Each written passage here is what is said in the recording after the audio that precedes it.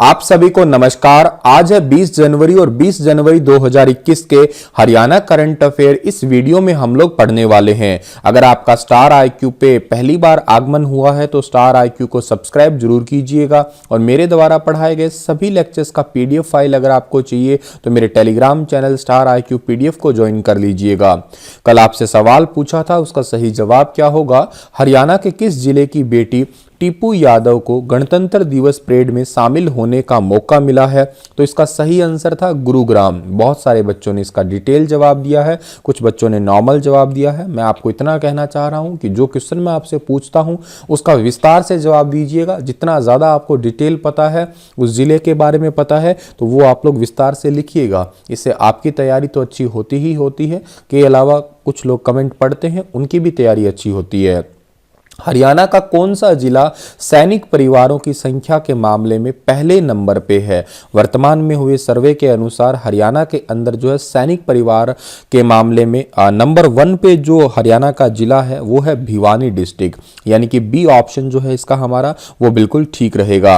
अब देखो, सैनिक परिवार का मतलब क्या है कि इस जिले से सबसे ज़्यादा जो लोग हैं वो सेना के अंदर गए हुए हैं। तो अब लोग गए हैं तो जाहिर सी बात है उनका परिवार होगा। तो ऐसे करके टोटल सर्वे में जो है पहले नंबर पे भिवानी है। अच्छा, पहले पे भिवानी है तो दूसरे पे कौन सा है? तो दादरी जो है, दादरी भिवानी के बाद में जो है दूसरे नंबर पे है। हालांकि दादरी भिवानी का ही हिस्सा था 2016 तक, तो कहिएगा आप लोग।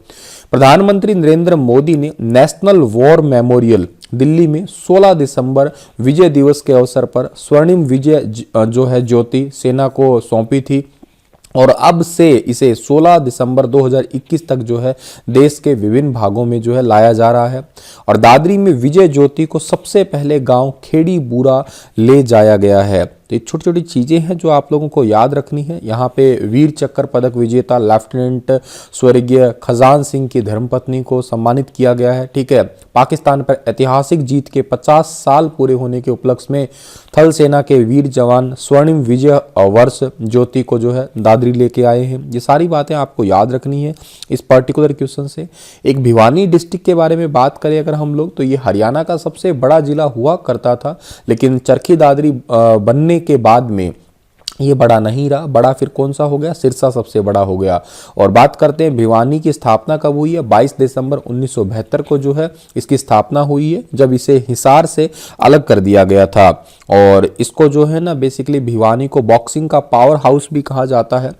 भिवानी शहर का उल्लेख आईने अकबरी में किया गया है। ये क्वेश्चन भी काफी इंपॉर्टेंट है, एचएसएससी ने कई बार इसका जो है वो जिक्र भी किया है।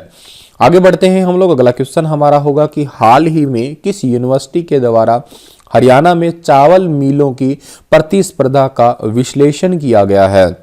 कौन सी यूनिवर्सिटी है जिन्होंने एनालाइज किया है कंपटीशन ऑफ राइस मिल्स इन हरियाणा? तो ये यूनिवर्सिटी का नाम है GJU, यानी कि गुरु Jambheshwar university of science and technology. Rice मिलें जो भूसी और चकोर की परत को निकाल के एक खाद्य सफ़ेद चावल की गिरी का उत्पादन करती है और जो पर्याप्त रूप में जो है मील्ड और अशुद्धियों से मुक्त हो। जैसे आप लोग धान देखते हैं, धान के ऊपर तो भूसी सी लगी होती है, उसको उतार के और अंदर से जो वाइट चावल होता है उसको निकालना। इन्हीं जितनी भी आपकी मील है, इन सभी की जो कंपटीशन है, इसका अभी रिसेंटली एनालाइज किया गया है। GJU के प्रोफेसर इकोनॉमिक डिपार्टमेंट के चेयरमैन जिनका नाम है नरेंद्र कुमार बिश्नोई, इन्होंने इसका रिसर्च किया है और इन्होंने बताया है, डॉक्टर प्रोफेसर नरेंद्र जी ने क्या बताया है कि जितनी भी मिलें हैं धान से जो है 70% ही चावल निकाल पाती है। ठीक है, और जो 30% होता है ना वो भूसी के रूप में चला जाता है। अब पुरानी मिलें हैं जहाँ पे कोई लेटेस्ट टेक्निक नहीं है, वो तो केवल और केवल 60 से 65% ही चावल प्राप्त कर पाती है। वो तो समझिएगा कि 40 से 45 या 40 या 35% तो उनका वेस्टेज में ही चला जाता है। अब रिसर्च में ये कहा गया है कि 40 मिलों को जो है आधार बनाया गया है और इसमें 2016 से लेके अब तक जो है इनका सभी का डेटा लिया गया है।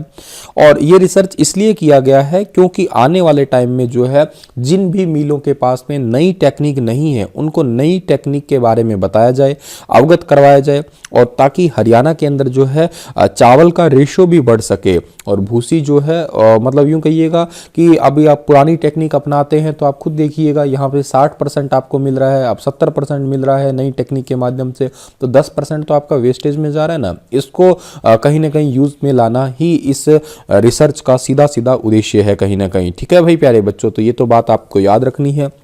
एक बात और याद रखना आप लोग कि 2016 में हरियाणा की मंडी में जो खरीद केंद्र में लगभग जो है 42 लाख टन धान की आवक हुई थी, और 2016-17 में 6.2 लाख हेक्टेयर में बासमती चावल बोया गया था और उत्पादन 5.9 लाख हेक्टेयर हुआ था। ये डेटा जो है ये थोड़े से पुराने डेटा है 2016 तक के। एक बात और याद रखनी है आपको यहाँ पे कि हरियाणा के अंदर जो रिसर्च हुई है इन्होंने सुझाव क्या दिए हैं जो प्रोफेसर नरेंद्र कुमार ने। पहला सुझाव है कि हरियाणा को चावल के उत्पादन के लिए मदर ब्रांड के रूप में प्रमोट किया जाए। सरकार किसानों को संगठित करके उन्हें धान की खेतों के आसपास ही मिल लगाने के लिए प्रोत्साहित करे, यह भी बहुत जरूरी है। अभी हरियाणा के जितने भी चावल से बने उत्पाद है उनको मदर ब्रांड, क्योंकि हरियाणा के अंदर चावल बहुत अच्छा खासा होता है। गांव के आसपास लगी इन मिलों में गांव के पढ़े लिखे बच्चों को ही रोजगार मुहैया करवाया जाए, ताकि उनको, एक तो सीधी सीधी बात है कि दूसरे शहर में नौकरियों के लिए पलायन होने से रोका जा सकता है, और गांव में औद्योगिकरण को भी बढ़ावा मिल सकेगा अगर ऐसा हुआ तो। और किसानों का ट्रांसपोर्ट का खर्चा भी बचेगा, क्योंकि गाँव से अगर वो शहर तक लेके आते हैं तो ट्रांसपोर्ट तो लगता ही लगता है। ठीक है, ये है प्रोफेसर नरेंद्र कुमार। जीजेयू की बात हुई है तो इसकी स्थापना 20 अक्टूबर 1995 को हुई है। अगला क्वेश्चन हमारा होगा कि हाल ही में किस नगर निगम ने लीज पर जमीन लेकर 3 साल कूड़ा डालने के लिए 2-2 सेकेंडरी पॉइंट बनाने का फैसला किया है। कौन सा नगर निगम है हरियाणा का जिसने जो है जमीन लीज पे लेके, यूं समझिएगा जमीन को किराए पे लिया है और वहां पे जो है कूड़ा डालने के लिए 2-2 सेकेंडरी पॉइंट बनाए हैं, और ऐसा किया है पानीपत ने। ए ऑप्शन जो है इस क्वेश्चन का हमारा वो बिल्कुल ठीक रहेगा। इसके लिए नगर जितने भी हैं नगर निगम, इसके नगर निगम शहर वासियों ने 3 साल के लिए जमीन लीज पे ली है, और JBM यानी कि जय भारत मारुति को जो है उपलब्ध करवाएगा ये। और JBM जो है छोटे वाहन जिसमें रिक्शा है, रेडी है, टाटा एस वगैरह है, ऐसे छोटे वाहन जो है इनमें डोर टू डोर जाके कूड़ा कलेक्शन करके और इन सेकेंडरी पॉइंट्स पे डालेगा ये। तो इससे क्या होगा, शहर की साफ सफाई का विशेष ध्यान रखने के लिए या आने वाले टाइम में स्वच्छता रैंकिंग में पानीपत का नाम लाने के लिए ऐसा किया जा रहा है।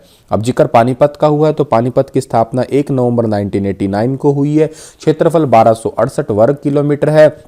विधानसभा क्षेत्रों में पानीपत शहरी, पानीपत ग्रामीण, इशराना और स्मालखा का नाम आता है। पानीपत को बुनकरों का शहर कहते हैं, हैंडलूम सिटी भी कहते हैं, पेट्रोकेमिकल हब भी कहते हैं और कास्ट ऑफ कैपिटल भी कहते हैं।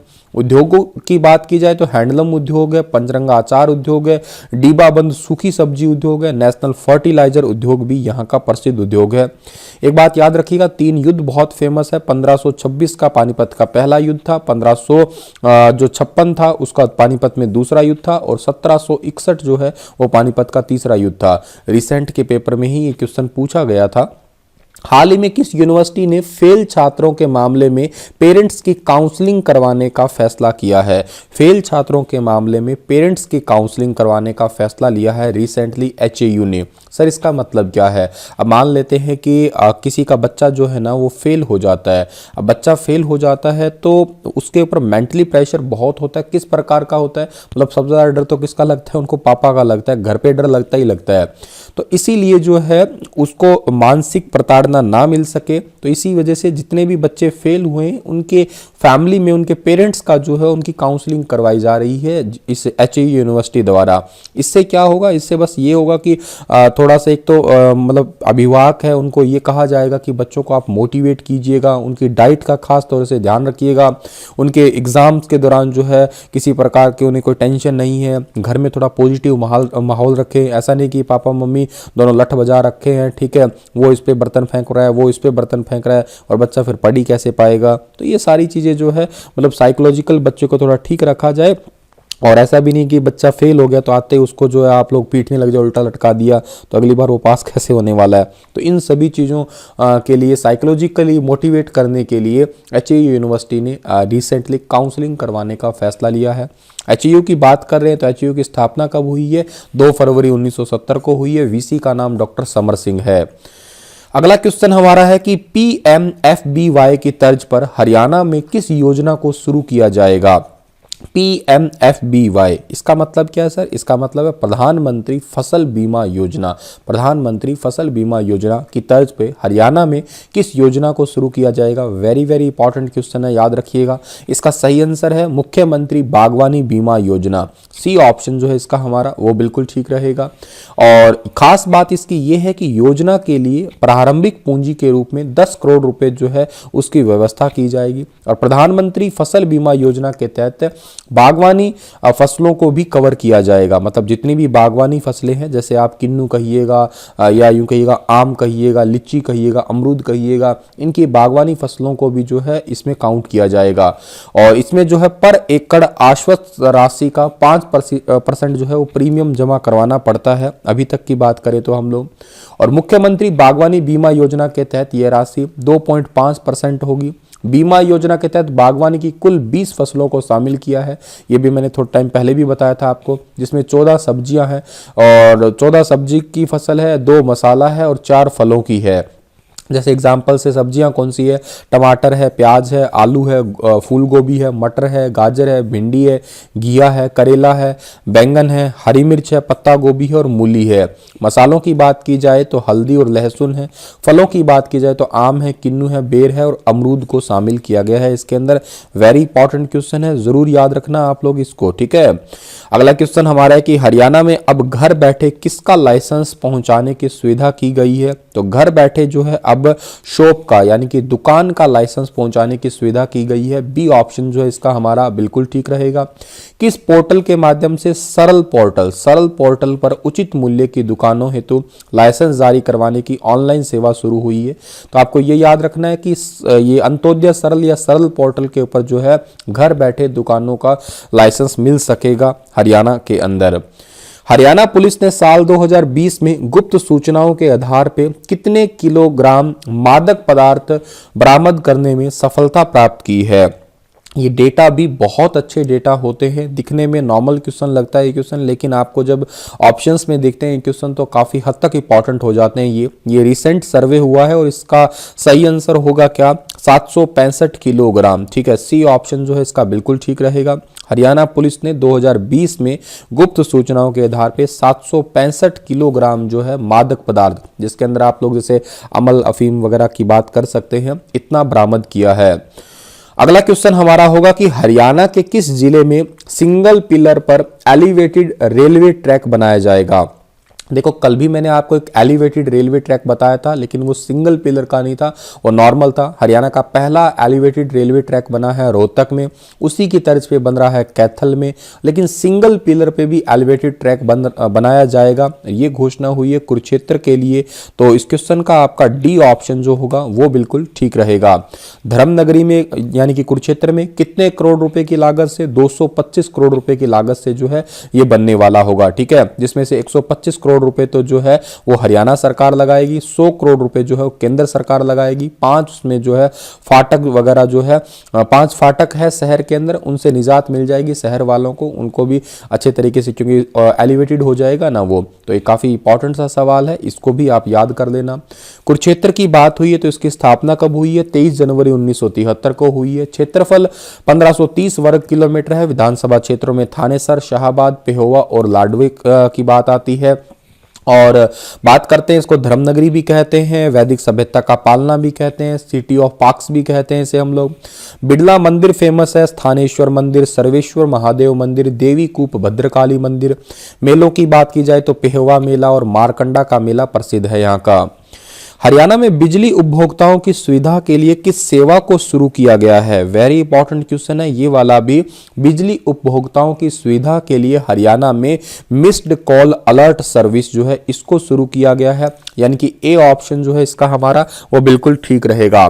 मैंने रिसेंटली हरियाणा के ऊर्जा संसाधन आपको स्टार IQ पे करवाए हैं। छोटा सा वीडियो है, 10-15 मिनट का वीडियो है, उस वीडियो को जरूर देखें। उसमें काफ़ी सारे क्वेश्चन जो आपके बनते हैं वो कवर किए हैं मैंने। अच्छा, ये अलर्ट सर्विस जो है ना, ये किन किन डिपार्टमेंट की तरफ से करवाया गया है? एक तो UHBVN यानी कि उत्तर हरियाणा बिजली वितरण निगम, और एक है दक्षिण हरियाणा बिजली वितरण निगम। ठीक है, तो इन दोनों के द्वारा उत्तर हरियाणा बिजली वितरण निगम में कुल 11 जिले आते हैं, दक्षिण हरियाणा बिजली वितरण निगम में भी कुल 11 आते हैं।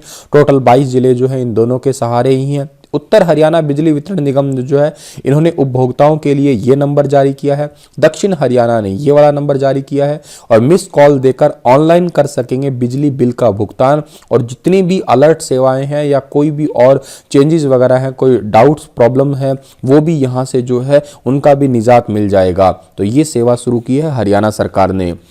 अगला क्वेश्चन है कि हाल ही में हरियाणा का कौन सा जिला लिंगानुपात में तीसरे स्थान से खिसक के 15वें स्थान पे आ गया है अभी? ठीक है, मतलब तीसरे स्थान से 15वें स्थान पे खिसक गया है, यूं कहिएगा आप लोग। और ये जिला है जींद जिला, यानी कि ए ऑप्शन जो है इसका हमारा वो बिल्कुल ठीक रहेगा।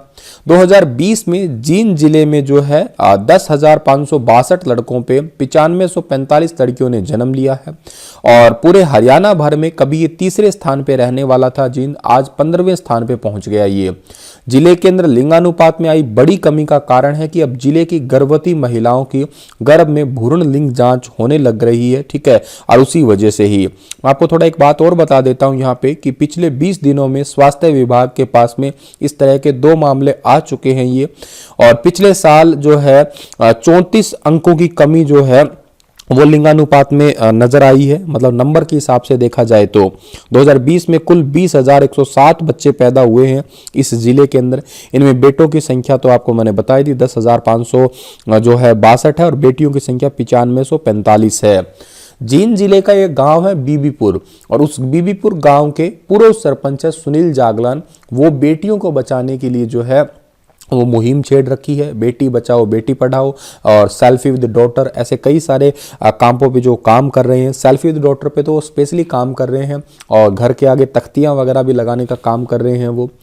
और जींद की बात करते हैं तो इसकी स्थापना 1 नवंबर 1966 को हुई थी। जींद की विधानसभा क्षेत्रों में जींद है, नरवाना है, जुलाना है, उचाना है और सफीदों का नाम आता है। उपनामों में से heart of Haryana, milk city of Haryana कहते हैं। उद्योगों में वीटा मिल्क प्लांट है, लक्ष्य मिल्क प्लांट है, और चमड़ा साफ करने का कारखाना प्रसिद्ध है। मंदिरों में रानी तालाब मंदिर है, जयंती देवी मंदिर है, और भगवान परशुराम मंदिर भी प्रसिद्ध है। इसी के साथ में लेक्चर समाप्त होता है। आपके लिए क्वेश्चन होगा कि हरियाणा के किस जिले के रेलवे स्टेशन को चंडीगढ़ रेलवे स्टेशन की भांति विकसित करने का फैसला लिया गया है? अंबाला, पंचकुला, रोहतक और भिवानी। बताइए विस्तार से इसके बारे में। कल फिर हाजिर होऊंगा लेटेस्ट अपडेट के साथ। तब तक आप हंसते रहना, मुस्कुराते रहना। धन्यवाद।